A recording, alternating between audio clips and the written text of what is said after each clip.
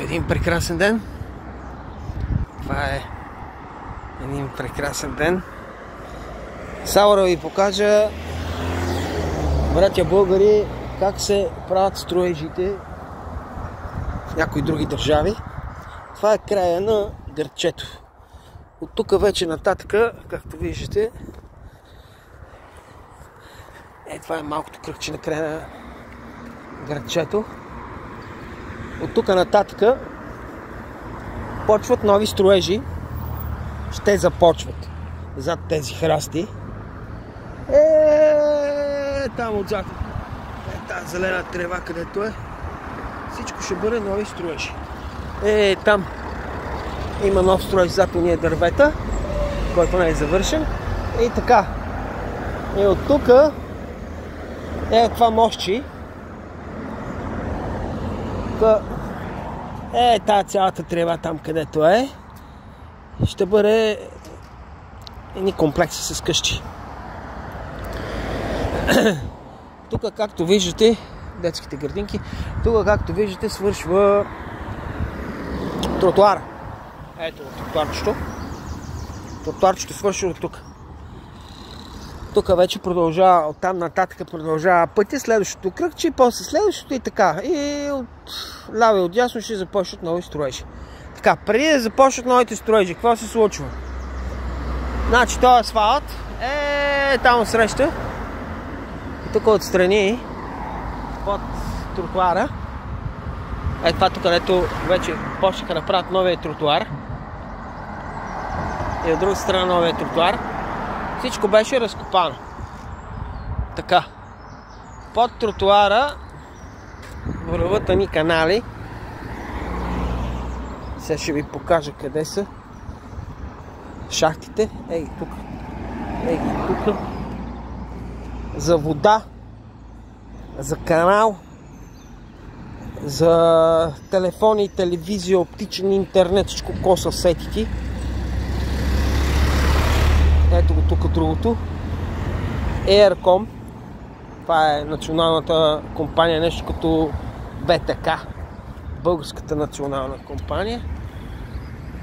Това е ирландската Aircom. Тук пък е на други. Nimbus. Не знам какви стия, няма значение. Тук върват по тротуара.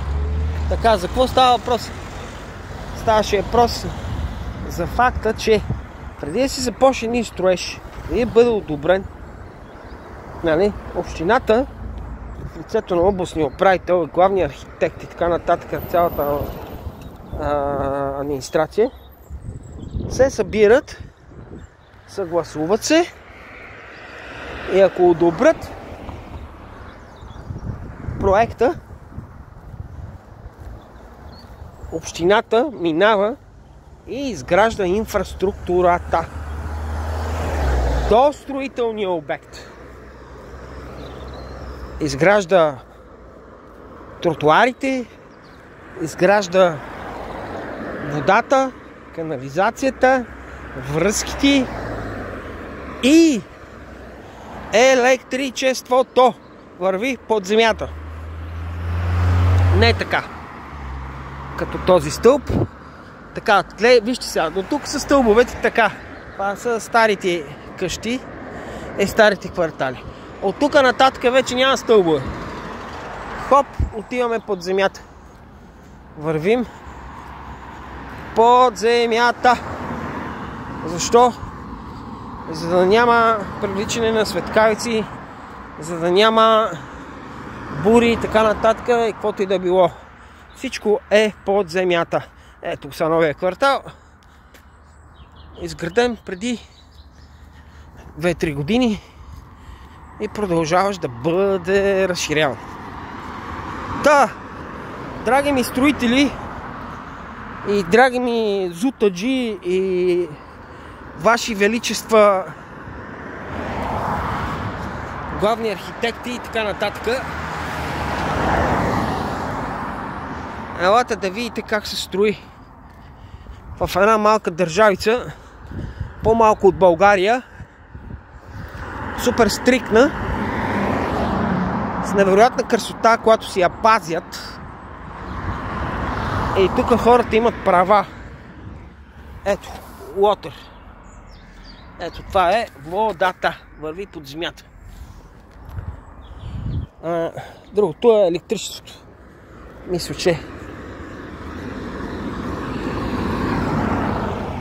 Това са връзките, телемуникации. Камера на брия, камера, това е канализацията.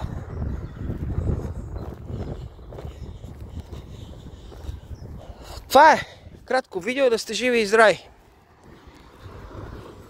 Горещо препоръчвам и главния архитект на Пловдив и фирма най-голем строител в кавички ПИМК да вземат да дойдат и да видят как се правят къщи и апартаменти.